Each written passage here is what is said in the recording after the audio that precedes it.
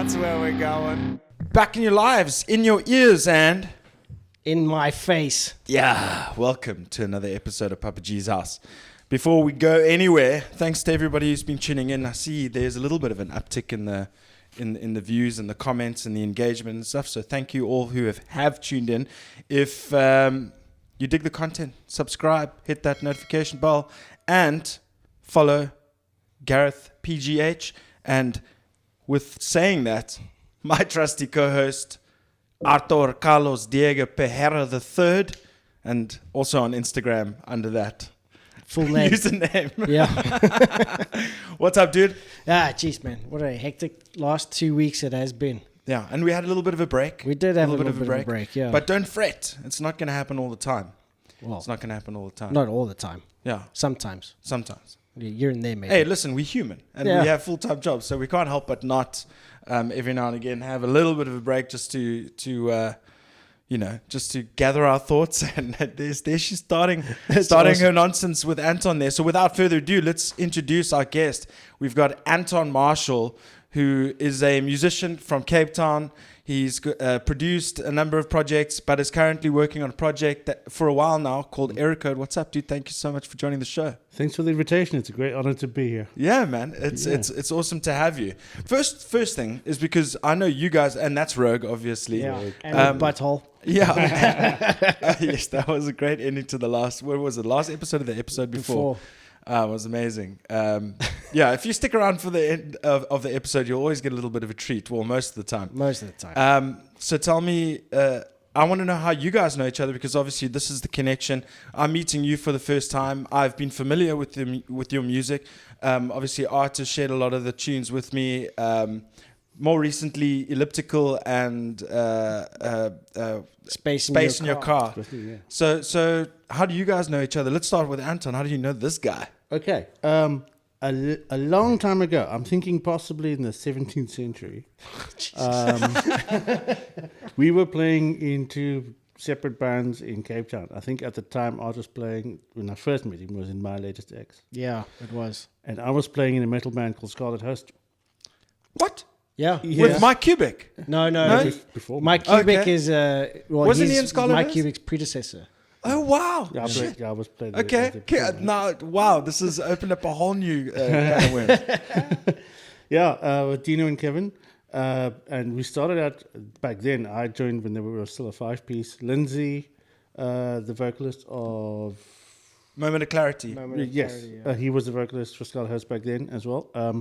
But anyway, you were playing for My Latest Ex, and the Cossos were playing for Cruel April, and somehow these three bands and a couple of others just sort of connected on the scene. We were always writing to each other, and that's how I first met him and got to know him. That's awesome. Yeah, we did like a tour around Cape Town, which was 4 venues? 4 venues, and we called it a tour. Hey, why not? It was 4 venues. It was a lot of fun. It was, we had like one show that was more than half attended. Yeah. But the rest were just such a joy that we were just playing with each other and hanging out. It was actually a really cool, cool That's time. awesome, man. How long ago are we talking? We're talking 2000. early 2000s? 2000, 2001, somewhere around there. Wow, that's incredible. And you've managed to keep in touch and do all that stuff. Yeah. That's so cool. And then you guys also work together on those two music videos. Yeah. Well, actually, Art after Scarlet Host, I co-founded a band called 3 Bored White Guys, which was more on the country and countrybilly side of things. That band, most of the members of those band left, and then I decided to continue, but with new members. Called 3 More White Guys. 3 More White Guys, and Art was one of the more. Okay. Okay. Yeah, we've actually had this whole conversation, episode 9 of the podcast, actually. And I still think it's really funny that we had a MySpace page that was taken down for hate speech because there's 3 More White Guys. Someone flagged it as like a hate speech page and it got taken down. It's like, what? Have you seen our singer? Yeah, but I love that. That's amazing. Yeah, no, it was funny. And any hate since then? No, I don't think we. No, that's cool. That's cool. Not that much. Well, there was that one person at that festival, but we don't talk about it. I'm joking. We don't talk about it. Gee, so this goes way back to, that's 20 years. Yeah, it goes easily. really way back. That's 20 easily. years, dude. Yeah. I mean, and the music scene at that time was heaving, eh? It was. Remember that actually as well, at the same time as our bands were sort of getting together and playing shows together, Andy's band, Roswell Kings, were playing still as well. Andy Lund. Yes. Yeah. Yeah. The Rudies were just starting out. Like the Hogs had already been around a couple of years, but they were sort of keeping the scene going, kind of, those bands. Yeah. Yeah, I mean, that's, jeez, I mean, I wasn't even In the scene at that time. even in the picture. I mean, it wasn't even but a thought. I mean, that age, 2000, you say, eh? Yeah, I was 2001, yeah. 2000, I was 16 years old. Yeah. And 2002, I matriculated. So, I mean, You're probably coming to the shows. well, not I mean, necessarily to be honest, I wasn't even aware of it at that stage. I must say, I came into it very late. I only started playing guitar seriously when I was 28. Okay. So I was playing rugby and going jolling at bloody Taboo and all that nonsense with the other kids from the other rugby clubs were doing and all that stuff. I didn't even know. So I only got introduced to the music scene in 2003. And that's when I started going to like shows and stuff, but I was still not really allowed to. My parents were pretty strict about going to gigs and stuff like that. They were I don't know why they had that old school mentality. But my parents just said, go to the gigs, you'll get out of it. You'll grow out of the whole thing. how's this? It's still 26 years later. So funny thing is, I said to my parents, I really want to go see Sarin Gas. This is a bit like legit true ass story. So Sarin Gas, before See the Days and stuff coming down, they were playing the Armchair Theatre, and it must have been about 2000, or even earlier than that. And I told them it was an OBS, and they were like, oh, I don't know. And they said, okay, cool, but we're picking up at this time. Being Cape Town and the Cape Town scene, nobody knew that they weren't going to start on time. I got picked up before they even took the stage. Wow. Shit. Wow. It's because you saw like on the flyer or whatever, it said like 9 p.m. So you're there at 9 p.m. That was my first introduction to the music scene. I wonder actually how many times that's happened, because that is a definite Cape Town thing. That's very much a Cape Town. It's like thing, we always used to book shows, always used to say on the flyer at 9 p.m. First band would always start at 11 and finish at 2. Yeah. It just was always that way. And then when they were actively changing it to like you starting shows at 9, people would get there once the last band is just finishing, and then it only started getting into people's routine to get there at 9, and then this shit happened. Yeah. And then, but also it's so funny when you would host like bands from Joburg, they'll be like, oh no, Cape Town show, make it later. Yeah. It's crazy. And they always do it earlier. But I also think it's also when the sun goes down. Yeah. Because the sun goes down a lot earlier that side. So it's obviously, it's nighttime now. Now we can jaw, you know. That's actually a good point. I didn't think of that. I've always thought of it that way. There's another factor, though, that I only discovered when I went up to Joburg and I was hanging out with the Sugar Drive boys. Oh, wow. Yeah. And this was probably in the late 2000s as well. And I'm staying over at Gar's house. And he's like, yeah, okay, we're playing tonight. It was a Friday or something. We're playing tonight. And where we're playing? We're playing out in that place. Okay, cool. What time are we leaving? We're leaving at 5 because we're going to get there, sound check, all this kind of thing. Okay, cool. We'll get there at 7.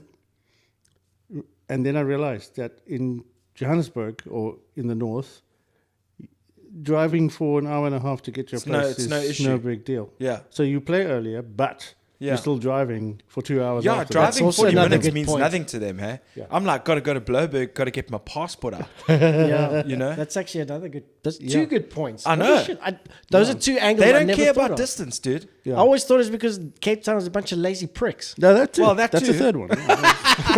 Hey, listen, I put myself sometimes in that category as well. Sometimes I just can't get my ass off the couch or out of bed or whatever. Shit, I I can mean- be a lazy fuck. I got very lazy towards the end where I just told all the bands I was in, just tell me where we're playing and what time I must be there for sound check. I don't want Yeah. any other information. Yeah. Also, another thing that I've heard that's notorious is bands not bless you. Thank you. Bands not sticking around after playing their shows.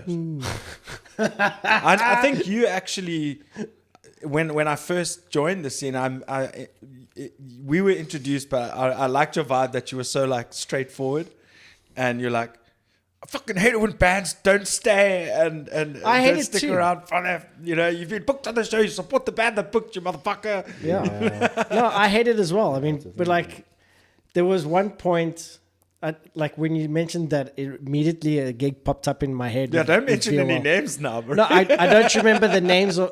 Listen, I don't remember the names of the other bands of shows like And this 'cause also- I don't care. Not knowing the bands that have booked you, it's names. Yeah, but like it was with VOL. We played at Muzone, which was in Brackenfell. They made Yes. that big warehouse. They turned I've heard about it, yeah. Like they turned this huge, yeah. big thing. Yeah, It was a fucking awesome show, but never more than 10 people attended. You could fit like 1,000 people in there.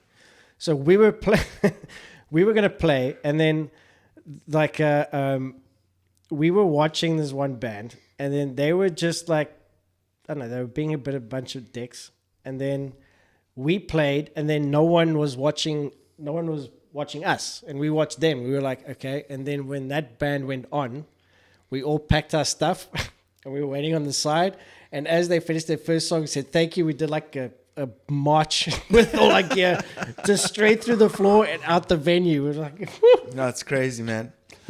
I realized that I just also lent out a double bass pedal that I haven't seen again. And I don't know where it is, but it's fine. It doesn't matter. I know I donated it to a good cause. I've got a cymbal floating around somewhere that someone's right, got. No, not that one. I had a paste 16-inch cymbal which I lent to Stephen from the Sleepers, Yeah. and I don't know where that went to. He probably like misplaced it, or someone borrowed it or something, but that's gone. I lent a few stuff to other people that also gone. Dude, this one's priceless. It's signed by you. It's That- also been, the artwork was done by you. Yeah, that And one's it's my got favorite. a dinkum chip in it. Proper. Let's go. That's worth money, bro. That cymbal cost me $500 when I bought it, and was my favorite cymbal ever. Is it? Well, I have it now, so thank you. Yeah. So Anton, Yeah. what?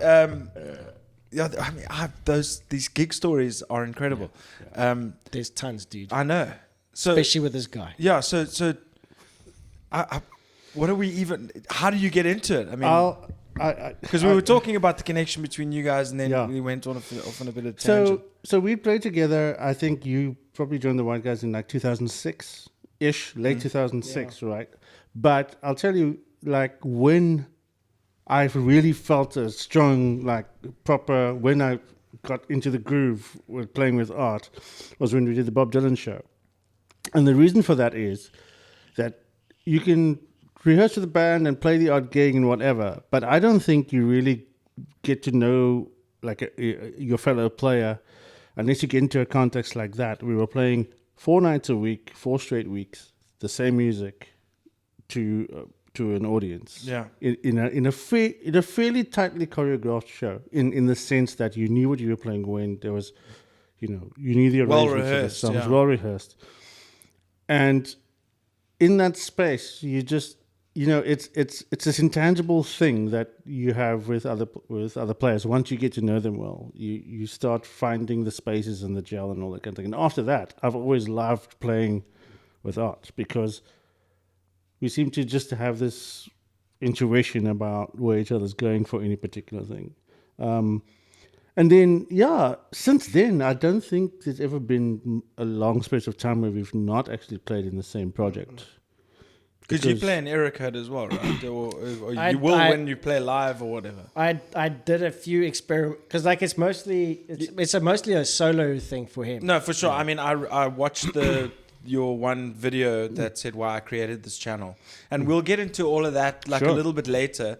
Yeah. But yeah, you did say that it was initially planned as a thing, but I think I digress as well. Yeah. I'll go for it. Art. We've tried a couple of experiments with art, fitting in a live context. I always go to art for advice on how to make drums work when I'm uncertain.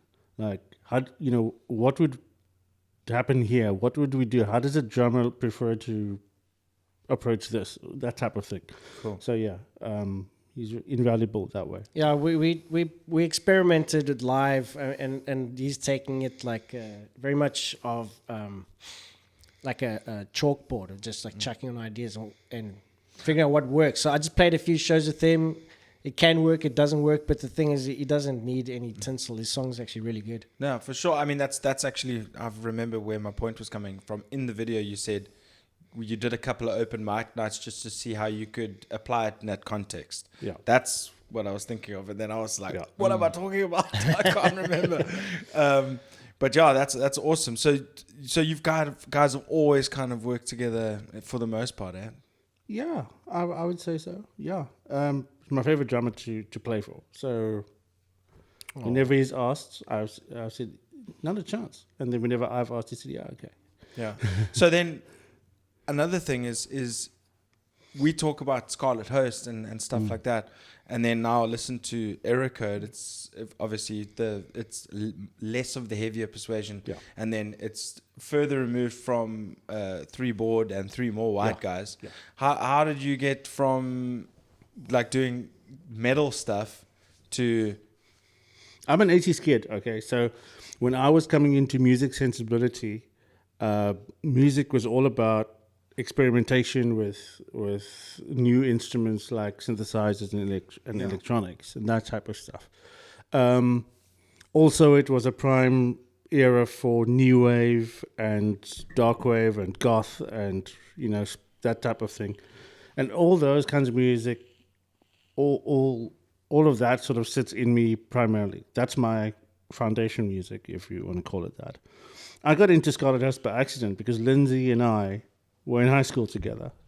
So he was like, we're looking for a bassist. I was like, sure, I have no idea how to play a bass, but I'll work it out. I say no idea how to play bass, I mean for a metal band, for a prog metal band. I have no idea what that is all about, but I'll figure it out. And so I did. And that was, so for me, playing metal is probably the biggest stretch. Like playing harder stuff is the biggest stretch. Playing the other stuff comes a lot easier for me. So yeah. Well, I mean, it's cool that you just Lindsay Rousseau. I've just remembered. Lindsay Rousseau. It's cool to dip your hands in definitely little. You learn so much from trying one thing against. It's like actors who play against type. It's like if somebody's always cast as a hero in a movie, and then in a movie suddenly they're the villain, they're the evil bastard. you know that they maybe expand their range a bit, and now they can do a bit more, but also they have a lot more fun with it. Sure. And now you're not sure what their next movie is going to be about. And that for me just keeps it interesting and exciting. I learned a lot in playing the bass for Scarlet Host. My first experience of playing bass was learning double bass for a country band. Yeah, I saw in 3-board white guys there was actually an upright bass. Correct, yeah. So that was my first experience of actual bass, playing bass. And then I moved down to electric bass. Yeah. I tried playing that. I did the Simpsons Dude, theme it's so song. difficult. I played the Simpsons theme song and it was rad. Yeah, it's so difficult. But it also sounds like it's almost like you have to try and get tone out of it, Yeah, because and it's it so ends up like becoming thuggy. quite percussive as well. Yeah, exactly. It's like a bass drum kit. Yeah, that's awesome. It's very cool. Great way to start. I mean, Ryan MacArthur would probably be like, amen, my brother. Because, I mean, the Shabs, they still rock the upright bass. It's That's awesome. right, yeah, they do, yeah. And it's great, because I don't consider myself sort of a great player of it, but again, get to know enough about it. It teaches you a lot about how to play other things. Absolutely. Learning to play that, you have a better sense of if you get behind a drum kit, what to do there. If you get behind keyboards or a guitar, because you understand what the other instruments are doing, so you can kind of fit in where you need to. 100%. I totally, not to turn it back on me again, but I totally get what you saying in that with Ill System. I didn't know how to play a reggae riff. I didn't ever muck around with like clean tones and stuff. That was all completely new for me, and I was like, because I was just like gain everything in the beginning, and then I started honing tones and stuff like that. It's you learn. You live and you learn. Yeah. So is that how the whole trajectory happened? Like, you started working on. What was your first instrument? I suppose like everyone, like I started out with a guitar at home, a basic acoustic guitar, and you learn 5 chords and that's all you learn. And then in terms of playing in bands, strangely enough, once again, Lindsay Rousseau comes into this conversation. Lindsay, he's gonna hate me for this. Lindsay Rousseau and I, certainly my first band in front of an audience was with Lindsay as well. We were in basically a high school band that played Depeche Mode covers on keyboards. Okay. I'm getting a lot of your references in the music as well. Like Dylan can definitely pick up some of that. You can definitely pick up Depeche Mode stuff, electronic stuff, like synth pop, yeah, exactly. And then I went a long time, and then the bass in the country band happened, and from there I've always played in bands from that point in time. So awesome. Mostly on bass when it's live. Ladies and gentlemen, we interrupt this programming for a segment we like to call Beer of the Week. Artur Carlos Diego Pereira III, take it away. Well, I got this beer called, let me get my eyeballs out. Yeah. Riot Kapstadt Lager. Okay, wait. Give one to we got Anton. To crack it open. My bad. My bad. There we go. It's actually kind of at an awkward angle. Yeah. It is what it is. So you can read along with us. Ciao. Boring. Oh, yeah. Here we go. I'll take that. Chilled glasses. That's why I didn't want to wait too long. Ooh. Yeah. This is Riot Kapstadt Lager. And you read somewhere that it's like a hybrid between an ale. Yeah, lager ale hybrid. Oh, shit, sorry. I forgot to open your one. Oh, well. That's okay. Got Ooh. It. All right, so what is this guy like? All right. Oh. So we got a Riot Session Lager Ale Hybrid. Warning, this beer will disappear. I like that. The drinkability of this beer is sky high. Brewed as a Skolsch, it is a lager-like character with a refreshing dry finish. Bottoms up. Riot, stay true. If you're not careful, you'll end up ordinary. I agree. Well done. I like that. We believe that a life less ordinary is a life more flavorful. So we make our beers loud, proud, and with fists full of flavor. Well, it smells like our beer will always have individual personality and flair. Cheers to individualism. That was quite a mouthful. But cheers, guys. Cheers. Little drive-by. Cheers. Ooh. Smells quite like the aroma. Yeah. Interesting. First sip. It looks like the fizz has all but disappeared. Just like it said the beer will. Yeah, maybe that's what they mean. You always have a problem with the fizz every week, and we're like, let's check the expiry date. Maybe it's because we keep on pouring him to glasses, and it loses its like. I don't know. Maybe. Best served 10 degrees Celsius, 4.4. Oh, it even gives you the flavor notes. Subtle maltiness with hints of nectarous joy. I mean, yeah. I get the maltiness. This is like a normal beer. Crisp, it's light, a and bit, downable. I like that. it's Bitterness low. murkier than Maltiness like low. mass-produced kind of SAB like it. beer. No sediments. Mm-hmm. Yet. What do you think, Anton? I like that it, according to the label, it only has 4 ingredients. I like that. I know. It's like what? So, Read it out for us there. right, pure H2O, water, that is. Yep. Malt, Hops and hops yeast. and yeast. So, Wow. quite close to Reinheitsgebot, actually. But if that's true, well done to them. If they've made a nice, it's not an unpleasant taste at all. No, it's not unpleasant at all. It's very easy drinking. Very Very. easy, yeah, very. Yeah. Well, they Very did cool. say it's downable. Yeah, Definitely. Very easy drinking. The fizz has kind of disappeared a smudge. Yeah, Hence downable. yeah. Yeah, you're right. You could actually swallow big gulps. Should I try it? The sip to burp factor is quite low, I find. Okay. Yeah, you always know that. Very I'm, refreshing. I'm the knucklehead to always try the down. Yeah. If it says downable, I want to Yeah. try it. Very refreshing. It's a very refreshing. It is refreshing. gulp. I like it. Yeah. I like it. So, You're gonna so down it. on that, no, I mean, it's so cold. I could. Yeah, it's gonna hurt. Nah, it would never Yeah. hurt. Okay. So basically, we've got a scale called the Mike Cubic scale. Okay. The Mike Cubic. Yeah, Yes, right. it's the namesake of the scale. My friend Mike Cubic, fellow bandmate and bass player of Ill System, Ex-bass player of Scarlet Host. ex-bass player of Scarlet Host, ex-bass player of Moment of Clarity. So he's a beer fanatic. So we always seek his advice in terms of what to look Right, for. right. So what would you give the beer out of 10? I'm going to go with a safe 6. 6. A 6 safe out of 6, 10. yeah. A good Okay. 6, yeah. Save 6. So 6 means if you see it on the shelf and there's no beer of your choice, like preference, you would consider it. Yeah. Okay. Yeah. Nice. Yeah. Nice. No problem. So, Arthur, or Arthur. I would actually be in the same. Mine is a 3 out of 5. We do out of 5. We combine our scores. Yeah. I see. Mine's a 3 out. I give it a 3 out of 5.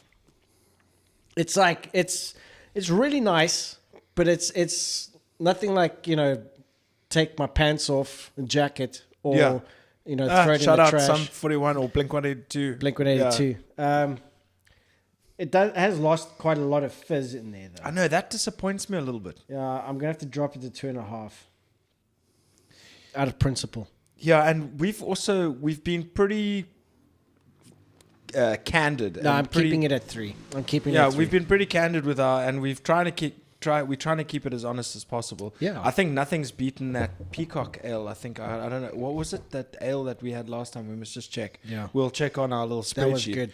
But I'm also gonna give it a 3 because it's 6. 2.5 would be, average. Yeah. But it's got flavor and it's got Yeah, it's got It a bit of smells taste nice. to it. Yeah. and It's like- because it it's doesn't look fizzy doesn't mean it doesn't feel fizzy. If you know what I I mean. would say that this is the perfect medium between a craft and an SAB. Okay. You know what I mean? It's a bit like murky for that. Though. Yeah, that's where the craft bit comes Okay. in. It's like it's got all the qualities of like a mainstream beer. Like a Castle or a Vintage or something, but there's a little bit of extra craftiness to it, Yeah. and which also might explain the loss of fizz, showing Yeah. that it's not really Well, like because forced that carbonation. right now looks like apple juice. It does look like apple juice, but there's still a bit of a tingle in Yeah, there. but look, I mean, he's got some head there, a little bit of foam. There's still tingle on the tongue, even though you don't see a It head. is nice.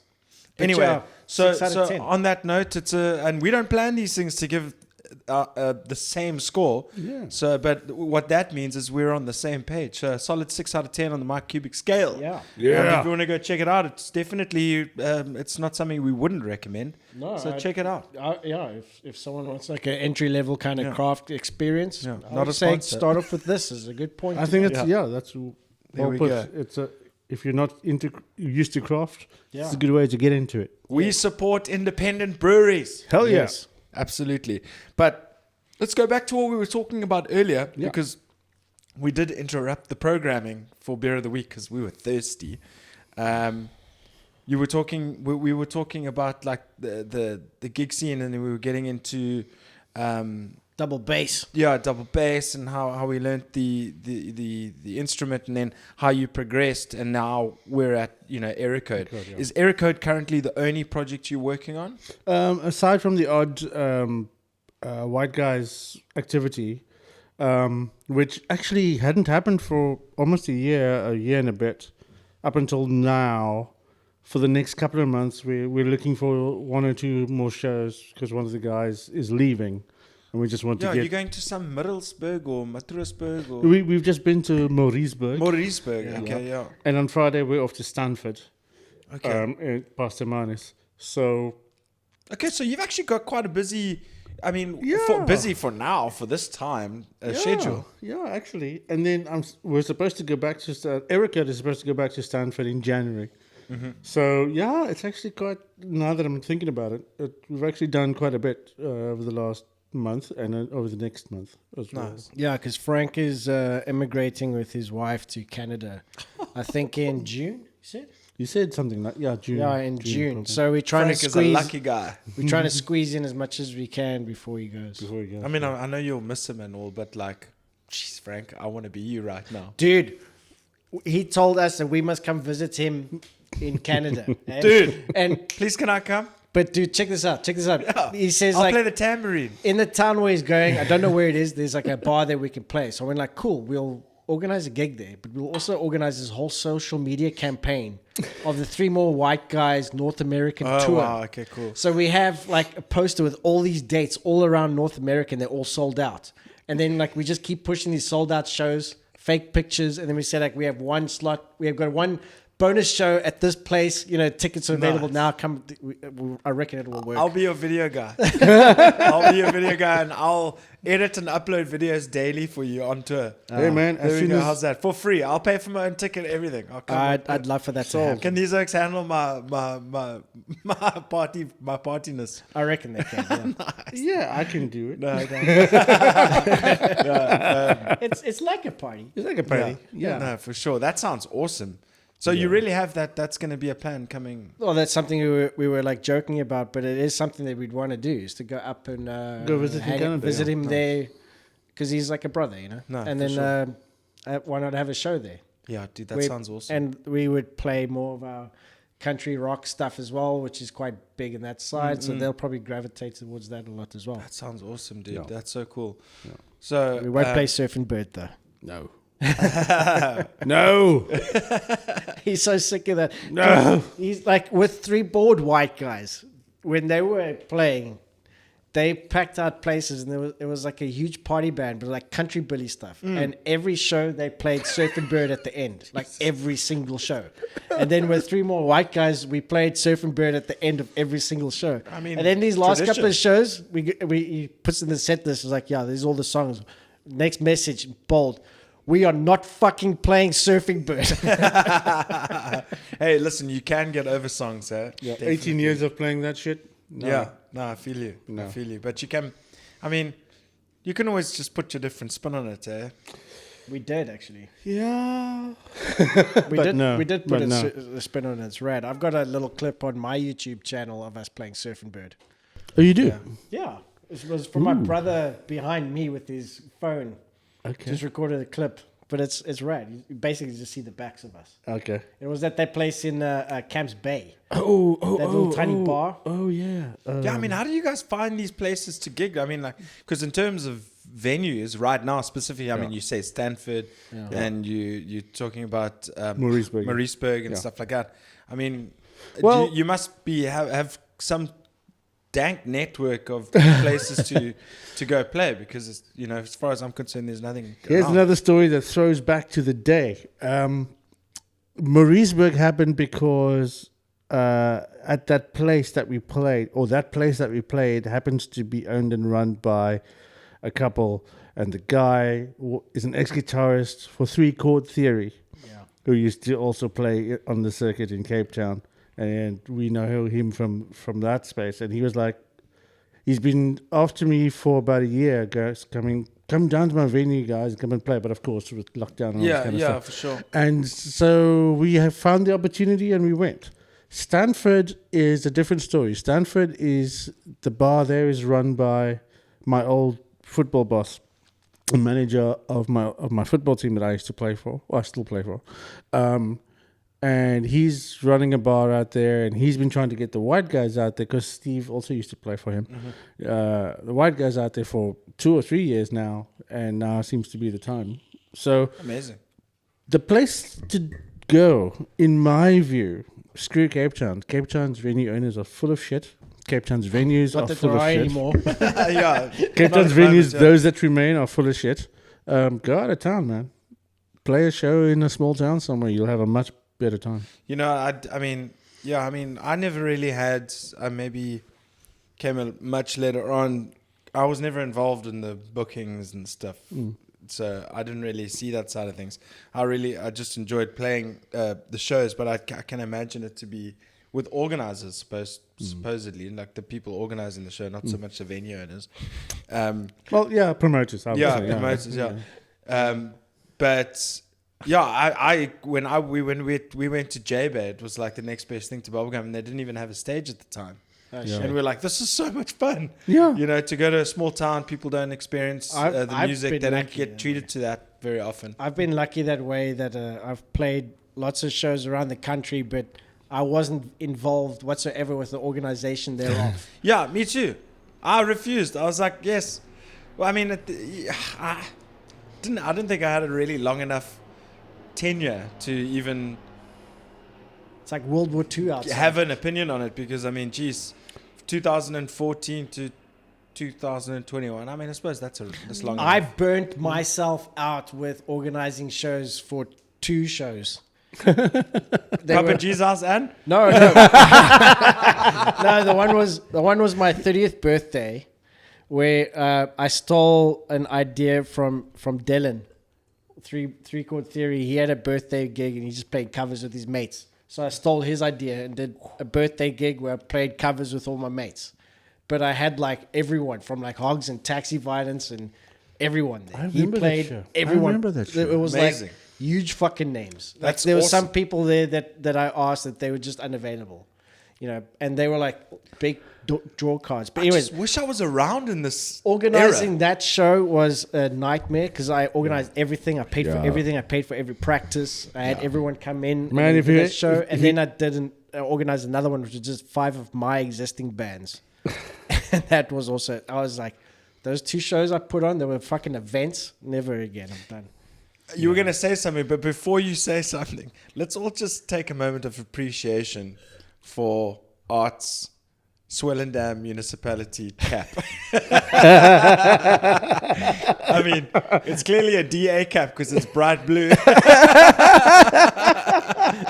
I went to Carolyn dropped a brilliant joke and I said, "Don't you think my cap?" She goes, "Oh, that's good. Where did you get it?" Yeah, where did you get it? I'm interested. Did you have to rob someone or something? No, my parents are part of a caravan club. So Okay. like they go caravanning to like a different campsite in the Western Cape like once every month. They haven't done it Okay, my for a folks while. used to do that as well, yeah. Yeah, Oh, really? and It was big back in the day, dude. Touring. yeah, we used to go with them all, All the the time. stickers. And then the last time they went to Swellendam, my mom picked up this cap and then she gave it to me. So I was like, you know what? I was never gonna wear it because you know it's Swellendam, but I was like, no, it's actually a cool cap. I dig it. I'm gonna fucking wear it.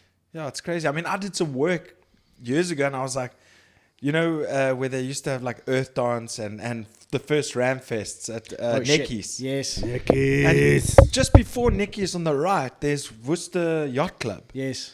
And it's like a whole world you never even imagined to exist. Yeah, it was incredible. Necky's. But yeah. Woodstock 2009 was my first big main stage experience when I filled in with Taxi. That's crazy. Played at like 10 in the evening on the Friday night, and it was just a sea of people. It was fucking awesome. Can I tell you a story about Art's birthday gig? Yeah. At Art's birthday gig, right? I'm scheduled to play on the last song. Yeah. Okay. This is I was good. going to play the last song. And everybody, for the most part, had shown up at least one rehearsal to run through the songs, except for this one song we hadn't rehearsed because Francois hadn't been available. Francois van Coke had not been available. And all through the night, we've not seen Francois van Coke. So we're like, is he going to turn up? I mean, is he here? Is he whatever?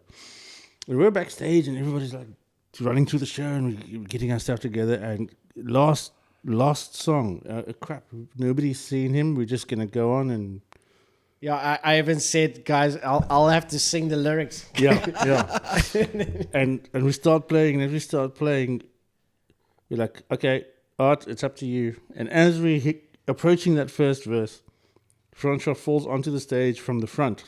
Lovely. And he gets up, and he'd been at the bar all night. Okay. He's fucked. And you're like, oh my God, he can't even stand up. The guy nails it. Yeah, it was, Yeah, I mean, Like, awesome. out of his mind. Rockstar status. Come on.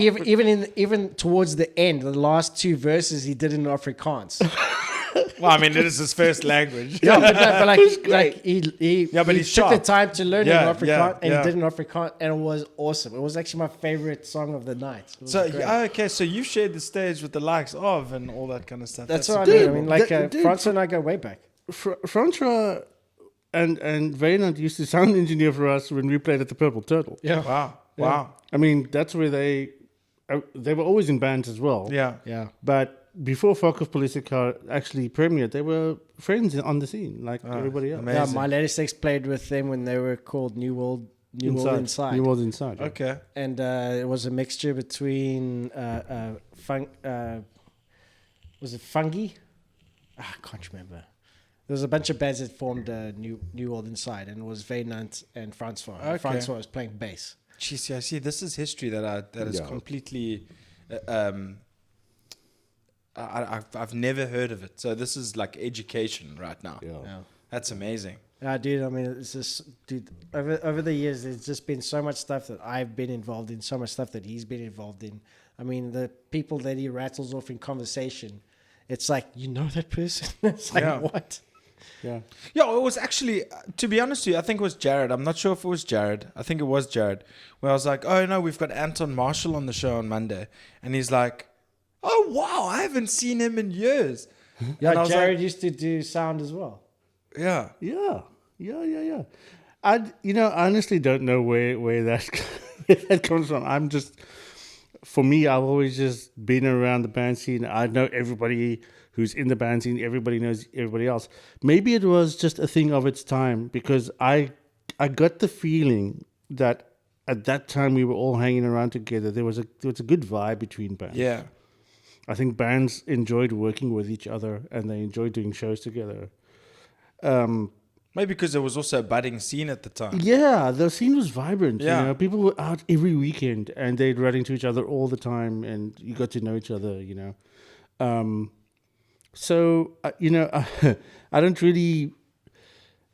I never really think about it as, holy shit, we know those folks. I don't see it that way. Yeah. You know, It's just kind of normal like- life for you. It's just the guys that we used to know back in the scene. Well, that's you know? that's a nice, humble way to look at it, and also Yeah. really like just shows that you're just down to earth dude that just digs playing music and hanging out with like-minded Yeah. people. Yeah, That's, absolutely. that's awesome. So, I mean, those were like 6 shows, eh? Every single time it was like a whole community. I mean, did you guys play regularly with particular bands? I Well, mean, like dude, we were with- mentioning earlier, that the scene was like buzzing at the when time. I was in my latest X, and that was the time with New World Inside and Half Price started, and there was a Hogs and Time Spent and Rudy's, all those shows. There Rudy's, I love was a point in that period where myself played twice a week for 6 months. It was like a Friday and a Saturday show every week. It was like Tableview, Obs, Town, everywhere. Durbanville. We played everywhere. It was hectically busy. And I remember many times driving from Tableview at 4 a.m. because we always stayed late to help the cleaners clean the floor, because we were friends with the owners. And then there was many times I'm driving home and then I'm like falling asleep at the wheel because it was just getting like fucking hectic, you know. You get home and it's sunrise and it's like, got another one tomorrow. It's like hectic. But I mean, also remember, we're 20 years younger. Yeah, at that it stage was- as well. So it's just like, let's go. This is awesome. I look at those days and I'm like, I don't know how I survived. That's and true. I don't do drugs, as you know. And at Yeah. that point, I didn't even drink. I didn't drink for 7 years, and I still don't know how I survived. Yeah. It was like 2 practices a week, 2 gigs a week. Yeah. It was insane. Yeah, I mean, I love that whole lifestyle. I mean, that was even in 2014, which was 14 years later than the period we're talking about. So I can imagine. I mean, you know, I really love making music, but I know it's not like, oh, we're going overseas and doing all that kind of stuff. I was none of that. I remember feeling like playing a show at Tableview and thinking we had the best gig. We must have had the best gig in that night. Yeah. You know. Yeah, I mean, it's crazy. Yeah. Dude, also, when we did the Bob Dylan show, I calculated roughly that I was actively playing about 130 songs in total. There was like the Bob Dylan stuff and all the other bands. It was 130, 140 songs that I actually knew and played. Active songs and playing at active one time. songs that I've been playing in gigs was about 140. Yeah. Wow, that was at crazy. that time. Yeah. That's great. Well, listen, to be honest, I mean, I played with you 2 weeks ago, and you literally figured out 9 songs in 3 hours. But I know you want, you know, to focus on certain ones, but you literally were able to play through 9 songs. Yeah. I want to make a point about this, though. Given what Art has just said, given what we've been talking about all this time, and we are also playing in active bands, right? Approach a venue currently, approach the booker for that venue. They have no idea who the fuck you are. I've got a problem with that. No, I don't mind that either. Because I think, I mean, regardless of the genre, we're not talking about genres or suitability. We're just talking about if someone approaches a booker for a place that has an active live spot, the very least I think bookers ought to be able to do is to go, give us a bit of your background. And when you mention it, they'll say, oh, you guys have a lot of experience. Yeah. So you guys aren't here like brand new. You and guys aren't shit. rubber writers. Yeah. You guys have some idea of how to be professional, put on a show. I ain't no be there on chump. time. And dude, remember Yeah. in my latest X days and Scarlet Host days that there were so many promoters. Yeah. Like there were so many people that were putting on shows. Like there was people actually had like business names. Yeah, it was heaving. Yeah. There was so many people. You could just like bump into someone and they would go, oh, let's put on a gig. And they just put you with whatever and it happened. But Yeah. look, but Where I did they mean, go? this very week, okay, last week rather, I sent an email off to a place that seems to be growing in terms of staging live shows, okay? And I said, hey, I've heard you guys have a pumping venue. This is me. This is my history. Check out some videos. We've got on YouTube here. This is the white guys I'm pushing for now because we've got some video, some footage of us playing live. This is done 10 years ago, and we were playing long before that. I didn't even get a fucking reply on email. Yeah, I know. So that's the type of shit that I think needs to go. Yeah. I think if part of your business, whether you're the band or whether you're the venue, if part of your business is dealing in stuff like this, act like it. Yeah. You At know. least respond. Let's respond. Say no or yes or whatever. Yeah. But at least show me the courtesy of saying, hey, got your email, keep you in mind for the next round Yeah, I of mean, bookings. listen, you're a type of person that gives a shit to actually even do that. I don't think a lot of people would even bother to A lot do of that. people wait for the opportunity to come Yeah. to them instead of making it. Yeah, I mean, I just think in terms of the music I play and the current band I play in, I mean, there's only one place applicable really, and that's Daisy Jones Bar. That is. To be fair, I think that's pretty much the only place now. Well, that's what I'm saying. Yeah, that sucks. Well, I mean, they're a great venue. I mean, not, geez, I'm have you not saying seen it how- sucks as in they suck. Yeah, I'm yeah. saying it sucks No, that it's only the one I mean, that place. there's no one else. Yeah. But, Which is odd because the metal community in Cape Town is one of the strongest I know of genres in Cape Town. Yeah, I mean, It's very loyal. It's a no, very loyal 100%, community. 100%. Obviously, the pandemic has had a lot to do Yeah. with that. And then, but you do Joburg. Joburg is on fire. So many good. I mean, we've got tomorrow. We meet. We look out for this episode next week. We've got Human Nebula via Zoom, unfortunately, obviously because we're in Cape Town, there in Joburg. So we're gonna have a quick chat with them, and that'll be up next week. Dude, the Joburg bands are heaving. They really are putting out. And I'm not to say that Cape Town isn't, but I've seen a lot of guys that I've already met previously through gigs and all that kind of stuff, just pumping out content. Yeah. And you know what? It's not just music now. It's content. You have to add the content to it. Which brings me to my next point is you've started Eracode Bites, which is a podcast. Yeah.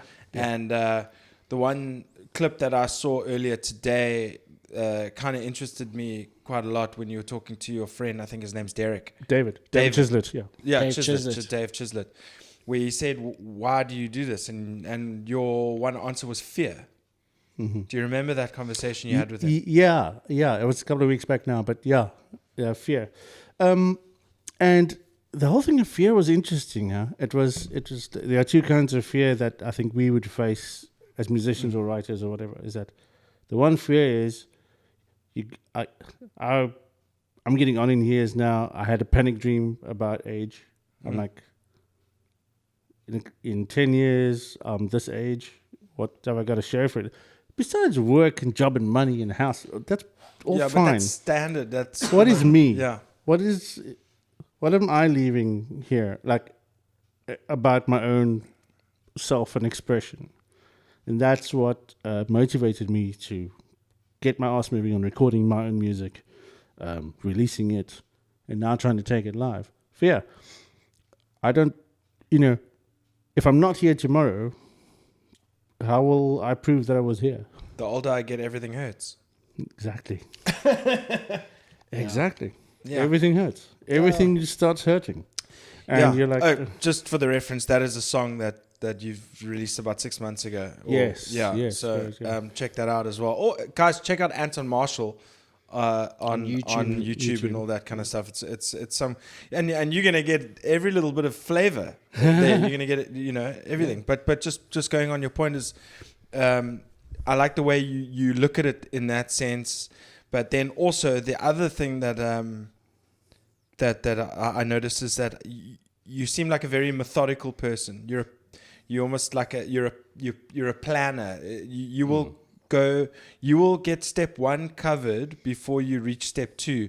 And I also got that this fucking thing is killing me. Stop. So the one thing I also caught in the one video you uploaded, you said you're doing this for these 3 reasons. Your whole argument regarding fear kind of tied into that, where you were like, the first reason is this, the creative outlet. I need to do the creative. The second reason is to get in shape, stage shape. And then the third reason is to get those reps in and to maintain the stage, stage, what do you call it, stamina, yes, and stuff like that. So talk me through that. It just seems very well thought out, and that you had everything in mind. Yes. The interesting thing about all like the bands I've played in, even the one with Art, was the bands were very energetic. They've always been quite energetic and playful. The Eracode stuff is very different in the sense that there are no other band members on stage. It's just me. And maybe Carolyn comes in to do a guest vocals from time to time. So I've always felt like I've got to bring a different kind of energy to it. But I also understand that having had 25 extra years of fat to deal with. Hey, listen, bro. We're in the same boat, buddy. Don't worry about it. We're in the same boat. You're in the support group here, buddy. Yeah. Is this a focus group or a podcast? So a whole part of bringing your music to the stage, the other, all tied into that for me is also looking like I belong there. Then having the actual fitness and stamina to do it. Because there is a lot of energy involved in planning a show, rehearsing a show, doing a show, performing and both mental and physical. All of it. Yeah. All of it. Yeah. And I've done it easily enough with 3 other guys on the stage, or 4 other guys on the stage. That's fine. But I do know that when you're the only thing to focus on, you really have to have your shit together. And not just in the music, in the energy and in the look and feel and in the confidence as well. There's a lot of stuff that goes on with musicians and with artists that it's very internal. And if you head out on stage and something's not right within you, that performance suffers. So you're just trying to get all your ducks. I'm just trying to get all my ducks in a row to make sure I'm putting out there what I want to put out there, and I'm not just improvising my way through it. Yeah, for sure. Geez, that makes a lot of sense. I've never had that perspective because I'm always just the guy in the back. The only thing I could say is that like if a guitar player makes a mistake, you can pretty much brush it off. Yeah. But if the drummer makes a mistake, everybody makes a mistake. So I get it, man. I get it. Well, I mean, I'm just happy. I'm very happy because obviously Art and I have now formed a partnership. Yeah. And if you go back to episode 9, it must be early 2019 or late 2018 where you were categorically retired. Yeah. Yes. Jesus. And like you beating Ozzy complained Osbourne here. and you didn't, and you were worried about your tinnitus. I was very worried. And you were like, I'm done with music. This shit's not for me anymore, blah, blah, blah. Only to absolutely flourish this year. I don't know if it was bleeding off from last year, but to this year, dude, you're an active machine now. Dude, I don't know what it is. I've tried to leave. All I can say is Arthur Carlos Diego Pereira III is back, baby. I tried to leave many times, and it was always on my own volition. And then the last time I left was because I needed to break away because I was frightful and fear of hearing loss. No, for sure. I found a way to mitigate it, and for some reason, people keep coming to me for projects. You know, they always saying like, "You want to do this? You want to do that?" If Anton asks me to do something, I'll say yes. I say yes to everything. Every year he has a birthday party which is called Antfest, and we're on Antfest 45 now. 49. 49. Oh wow! Yeah, so it's like we won't get. And I said, dude, if I'm living in Portugal when you have an Antfest, I will be there. Sick. The one Antfest I made a mistake was I forgot I had a gig that night. We were in Pringle Bay and I was playing in Stellenbosch. So I went to Antfest. I drove to the gig, played and left and come back. Wow. Like, you know, Can't miss it. because yeah, It's a tradition. He's my mate. I'm never for going to sure. miss an Antfest. But it's if he asks me, that's a separate thing. Even if I'm like got a broken leg, which I have done, I'll play. Crazy. But other people would always like, you know, they get into a bind and say, "Can you fill in? We need a drummer. Can you do this? Can you do that? Whatever." And it's like, why am I in so demand? I left 3 times already. Yeah. When are you going to get the picture? But yeah, I don't know, man. I don't know what happened. Well, I mean, I'm happy you're back, and don't let those negative thoughts creep into your mind, please. Hey, Because it takes negative thoughts to actually manifest the real reason why you're doing something.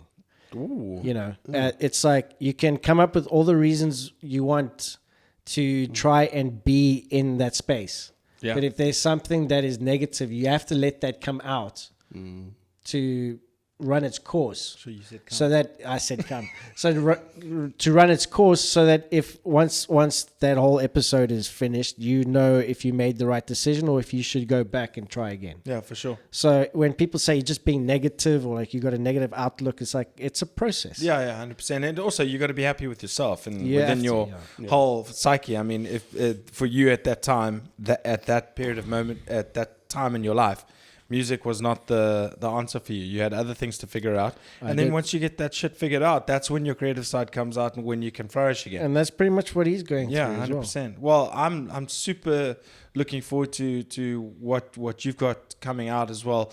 I mean, the latest videos is fun. I mean, I really enjoyed the Space in Your Car video with you two. That's and a great you video. had the hoodie and you just like going along with the lyrics, and then you've got Art going there, and then you going, "Hey, are you okay?" Because he's like so. That's a great video. Yeah, He's so stoic. Those videos were fun because like the first one was Musenberg. the one that was at this is Striped sealed. Horse. Striped Horse Musenberg, yeah. Yeah. I just went there just to film because I was like, I want to film something. I'm gonna make a video or something like that. So then Anton goes, what song are you gonna do? It's like I don't know. I'll just go and film. And then I had all the footage, and then like 5 months later, I said, "Okay, cool. What songs have you got?" And then he sent me a bunch of songs. I went, "Okay, I'll make it to this one," because this makes me think of a song from I can't remember her name now. Anyways, And that's elliptical. yeah, and the song Elliptical. So I was like, this makes me think of this old video from the 80s, and I did that. And then he goes like, "Can you do another music video for me?" So I was like, "Yeah, sure. When do you want it?" This weekend. I'm like, Or 2 weeks. So I went like, okay, cool. Let me think about it. And 10 minutes later, I was like, okay, I've got an idea. Okay, cool. We're going to be driving.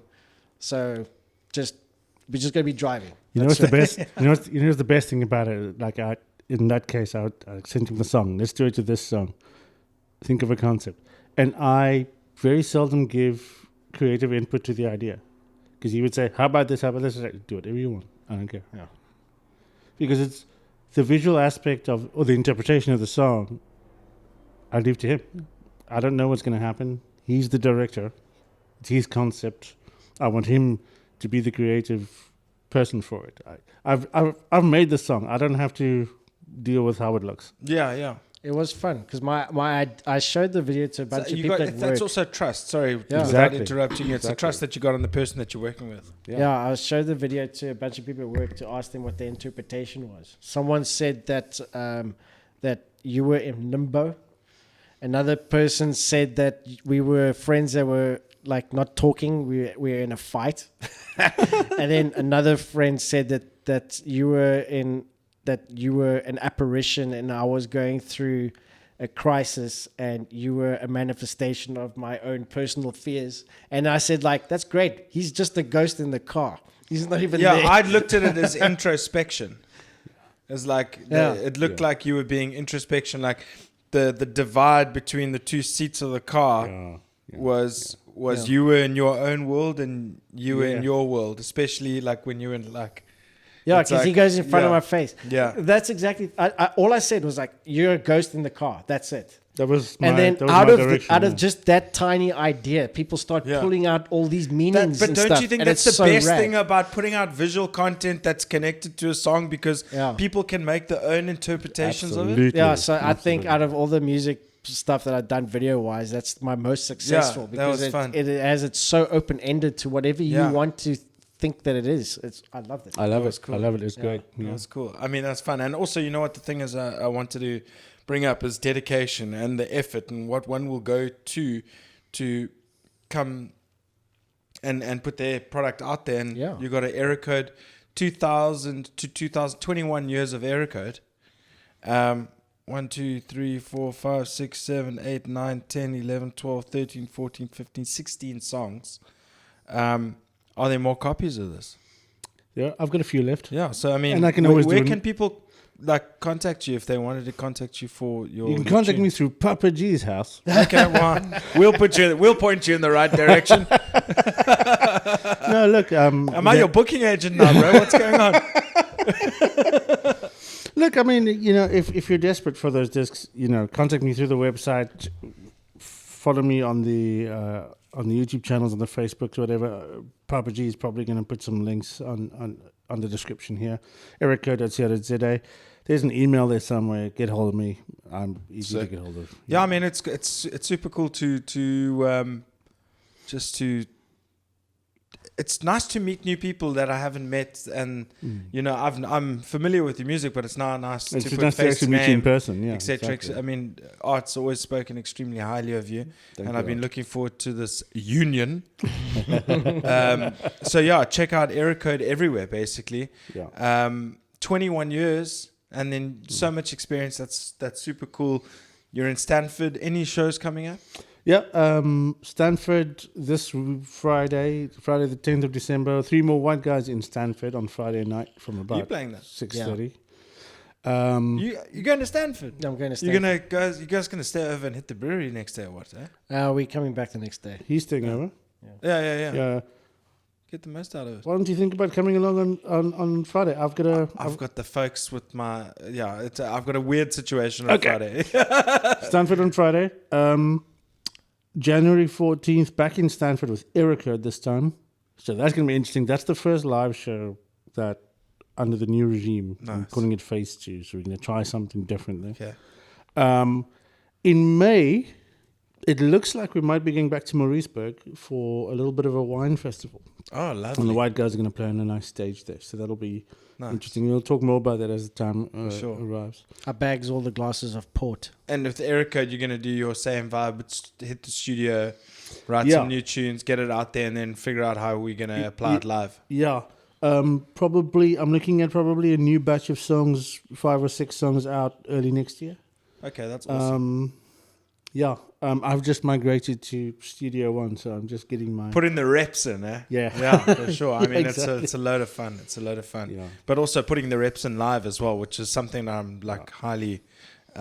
We got some I've got a what do you call it? A prospective show, or what do you call it? Prospects. I got a show prospect coming up in February, but I hope that's going to happen. I want to mention something else. That's going to happen. I want to mention just something else as well. That I think is really valuable.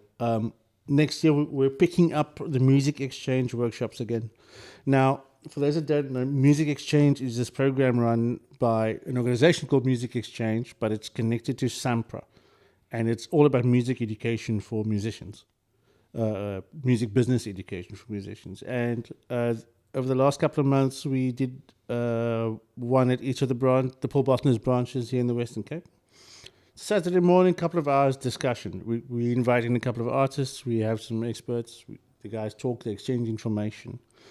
It is invaluable, I think, as an amateur musician to come to those when you have an opportunity. I get to talk about my experience from the media aspect.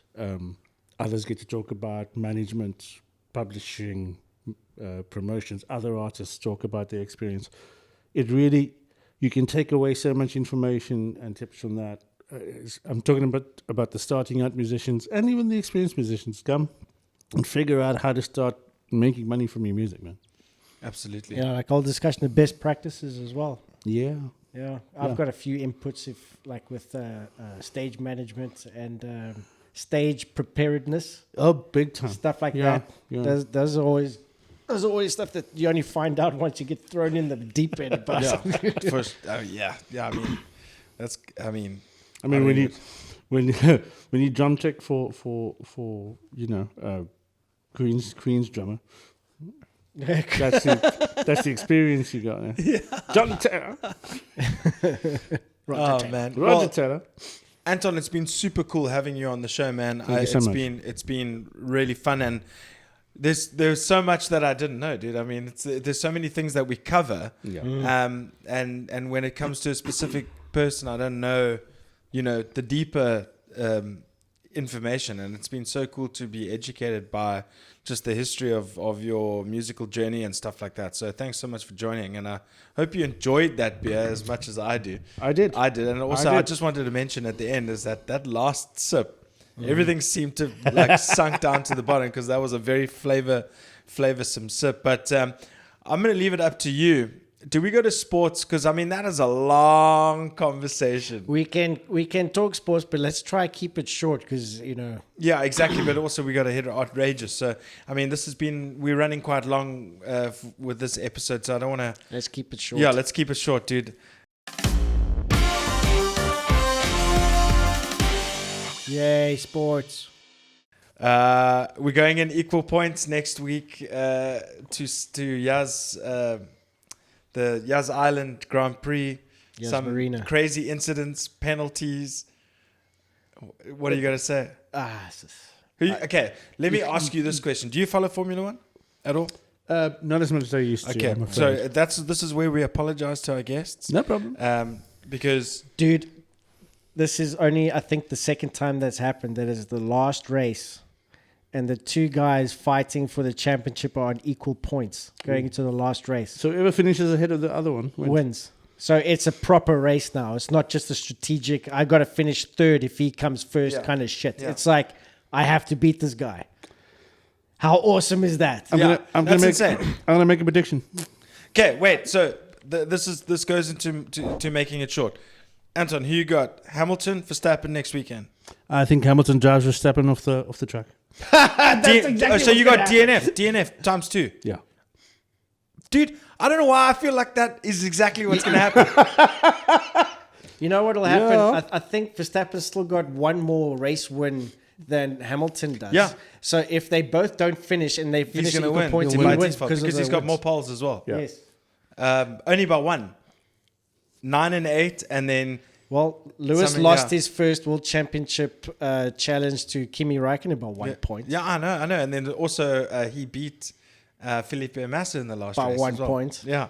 So, okay. So your prediction also DNF times 2. No, my prediction is that they will finish. They both will finish. Who will finish first? Hamilton will finish. I also think first. so. He's- If he it's is not a just- DNF times 2, it's going to be Hamilton. Yeah, It just I'll go showed with that. He just showed this week in how strong he is that he had a damaged front wing and you're still putting in the fastest laps and you're still going. Is Max going for fastest lap? Yeah. And he was gunning it just to get that extra point. And they said Yeah. he's just trying to get it home. There's something wrong. The guy is incredible. He's but, incredible. But this race was also one of the reasons why I remember like why him. I don't like him so much. Yeah, because he moaned so much about the safety car. He, the red flag. He moaned. He moans that even if there was an incident, which is what happened, that he could be Multiple incidents. Yeah, but like when he went into the back of Verstappen, Yeah. that he, even though that he is, That I was see it sneaky. 50% part to blame because he was right I behind think him. that was low-key sneaky of Hamilton. I think Hamilton knew exactly what he was doing, You reckon? and he went into the back of him on purpose, and it didn't quite work out because you clip the rear wing on the right-hand side, he can hit the wall. Yeah. And it didn't happen. I don't know. I Quite think possible. That- everybody's saying that Max Verstappen was riding dirty. And you know what? If you're going to catch me riding dirty, I don't care. Because No. I think it was as sneaky of Hamilton to understand that he decelerated, called a brake test. Yeah, he definitely called it a break test. Yeah. I wouldn't go to so far to say that he tried to sabotage It was that for me. Sorry, I'm going to let you finish. I promise you. I'm Okay. passionate. That for me was a Michael Schumacher, Jacques Villeneuve moment. Yeah, but I know exactly what you're saying. I can see it, but I don't think Hamilton's that kind of guy. But the thing that I was going to say is the reason why I don't like him is that even though that he was half to blame for that incident because he went right up his chuff. And in road rules, if you hit some guy in the back, it's your fault. Even if Hamilton is partly to blame, you'll never accept that he is partly to blame. Yeah, It's yeah. always the other guy. It's almost If like a there's play for the something- cameras. Yeah, if there's something that happens that he knocked the guy off, it's because that guy didn't leave him Yeah. space.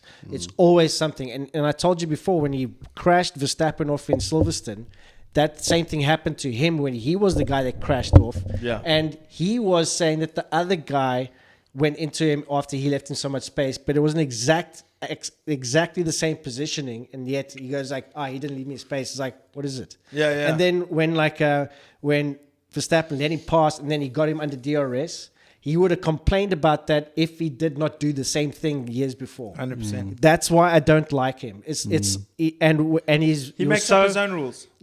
I don't know if he makes up his own rules. He will just never accept that he is at fault blame. or at the Yeah. wrong. Yeah. And also, he's really, really, you know he's really, perfect? he's really appreciative of his teammate and his The subtle and his team and everyone else when he's winning. Yeah. Because he was like, Bottas is the best driver, best partner. And it's like, dude, he helped you win. Yeah. Obviously, he's the best guy. Yeah. You know, he won't say that if he was like finishing 7th in the championship. He will never say that. Yeah. That's why I don't like him. Yeah, look, it's going to Even be... though that he's the best driver in the fucking planet. It's I going to still be... don't like Yeah, him. he is the best driver on the planet, let's be honest. Totally is. Even with the best car, he is the He best is driver. the best He's driver. proved it He's- time and he's time the again. fucking best. I'm not going to hate him for that because No. talent deserves to be But rewarded. Verstappen, I think he was right when he said that this is not Formula One. Yeah, And too he many doesn't know penalties. I what mean, this you only is. got a 15-second penalty in Yeah. total. 10 and 5. And he just so happened to be 16 seconds ahead of Valtteri, which So means he he kept still- his he second still place. kept his That points, could have yeah. fucked the entire title Yeah. picture. Yeah. But anyway, it is what it is. So you got Hamilton, and unfortunately, I got to agree with you both. It just and, looks and that track way. record over the last 4 races, one would say that it's his to lose. He's on I'll the tell you what, if Max does pull a fast one and gets it, I'll celebrate. I'll celebrate. I'll celebrate. Steve Yeah. does not like Verstappen because he says he's a dirty driver, but No, I still think I that don't know. He's a hard racer. either guy winning would be a great advertisement for the sport, but Verstappen will be a bigger one. Yeah. I just wish Martin Brundle said the same thing in that incident to Lewis as he did to Michael Schumacher with Jacques Villeneuve. That didn't work, Lewis, Yeah. because it seriously looked like I mean, you can look at it from both angles, but you can look at it as... You reckon Brundle would know as well as an I ex-driver? mean, but then again, he's British. Yeah, but Brundle is also is also very low key impartial. Hamilton super fan. Yeah, big time. That's Because there was that one Damon Hill as well. There was that one race where Hamilton like passed the dude in the last lap. You just hear Brundle going, "Yes!" like in the commentary box. It's like that's not being impartial, my buddy. No, and also they had some disparaging comments towards Max this whole race. Right. Yeah. They said he took it too far. Felipe Massa said he took but it then too far. Damon Hill said like, on second viewing, I think I actually judged Max wrong. I don't think he was. I don't think he was being that's mean. just damage control. Yeah, but Max was pulling back because he told to let him by, and then Hamilton is like sitting behind him. It's like, what is he doing? And then obviously he's going to crash. And I think another fuck them, man. pertinent note is why people love Max so much is he just comes across as he just doesn't give a fuck. He doesn't care for the glamour. of it. Exactly. He just wants to race and be done with it. drive. So that's the Formula One. Because I mean, holy shit, we could talk for hours and hours and hours. Next week is going to be a very interesting episode I'm post nervous. World Championship. Do you know what we could do? You know what we could do? We could actually record the podcast before, because it's only at 10:30 at night. Mm-hmm. So we could record the podcast on Sunday, preview it, and then review it. So we could, if you wanna. Yeah. But just quick note: my big sporting event is coming up this weekend. UFC 269, I think it is. I don't know what number it is, but holy shit, Dustin Poirier versus Charles making a Oliveira for note. the lightweight championship. The Making card a is note. stellar. So, I mean, it's an amazing card. I'm not going to go into it. We've been UFC through this 269. episode. It's been a long one. Nice. So we'll cover the UFC next week, but tune into UFC 269 9. this weekend. Big fights happening. It's going to be incredible. So many stories, so many rivalries, storylines. Dude, watch it because we have to talk about it. Make your notes. Fight pass code. Yes, I've got the fight pass. No, it's pay-per-view, so it's only Ah, DSTV. snap balls. No, but I'll give you my DSTV login. No worries. Okay. Then, without further ado, it's outrageous, everybody. This is Outrageous! God damn, I hate it. Okay, Anton. Here we go. I gave you a briefing earlier. Okay. I've got a list of things that Just say, for I the hate. listeners, for the listeners, I've got a list of things that I hate, and it's up to 83 at the moment. Wow. Some of them haven't been read. Some of them are marked ones that have been read, others not really. So you have a choice. I'm giving you the choice. You can pick a number between between 2 and 83. Since it's UFC 269, let's go 69. yes, not for other reasons. No, not for other reasons. This is one of my favorite things to rant about. Putting both lips around the bottle when drinking from it. Like this, when people do this. Yeah, no. Oh my word! Fuck, I hate that. You always got to keep. Fuck, I hate that. You've always got to keep the nozzle. You got to create some air. Oh, fuck, I hate that so much, man. Yeah, I'm not a fan of that either. It's just like there's Because also it's backwash. exactly. Who 'Cause does like, that, though? If you check your top lip under this, all the people don't know how to fucking drink. Yeah, so you rest it on your bottom lip. Okay, like this. You go like that's nice and comfy. I can rest it, and then you go with your top lip inside to create like a valve. You ever heard A of valve, that? exactly. Yeah, like not a valve, but a valve. So you close the valve. And nothing goes in, and then you open it, and it all pours in your mouth, and you go. It's and then called you're done. it's called science. Yes. So if you drink like this, like a fucking pleb, and then you go, would you like some? Fuck you. Yeah, exactly. Jesus. I agree with that. I fucking know, man. Yeah, but also, you know what the thing is my neighbors must love me. But when they do the whole thing, it creates such a swirly motion that it's almost like it creates a whole new head. Yes, Yeah. a second layer And I'm of like, that's head. all spit. That's like all a spit, spit baby. head. no, fuck. And the thing is, like, there's going to be some people. I know exactly what they're going to say. There's going to be some people of the female persuasion that say that discrimination rights. they're trying to protect the lipstick Oh, wow. Oh, no. I've seen Discrimination chicks- station right here. I've seen chicks with lipstick drinking like how they should be drinking, and dude, it's so bad. I mean, it's like people go.